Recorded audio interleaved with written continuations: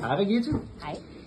Du ligger og har fået hydrogenterapi, og det har du faktisk fået 8 gange den sidste 2,5 uge. Ja. Og grunden til, at vi skulle teste af på dig, det er fordi, at du kom ind med meget hovedpine, og også en lille smule stresset. Og så har du også haft nogle andre ting, du ikke har fortalt mig om. Men vi tænkte især det med hovedpine, lad os prøve at teste af. Så vi har givet dig 3 timer om ugen i 2,5 uge. Og du kan jo næsten selv fortælle lidt, hvad der er sket. Hvad har du oplevet? Jamen, for det første, så har jeg jo ikke hovedpine med. Ja. Fantastisk.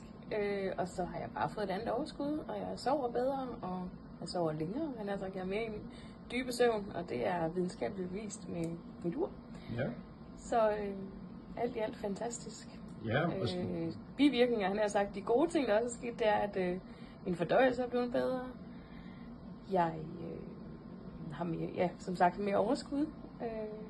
Og allerbedst er det, jeg har ingen hovedpine mere. I love it. Og så du siger, at du især sover dybere, og næsten ikke mere vågen. Ja. Derudover så fortalte du mig også den der lille historie med, at du lige har været et smut på arbejde, hvor du også bare kunne mærke det på dig. Ja. Og du føler, at dit almene helbred, det er blevet væsentligt bedre? Ja, meget bedre. Ja. Meget bedre.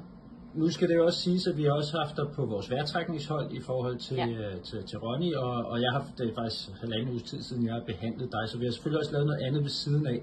Hvor meget af det her tilskriver du hydrogenbehandlingen? 80%. 80%? Ja.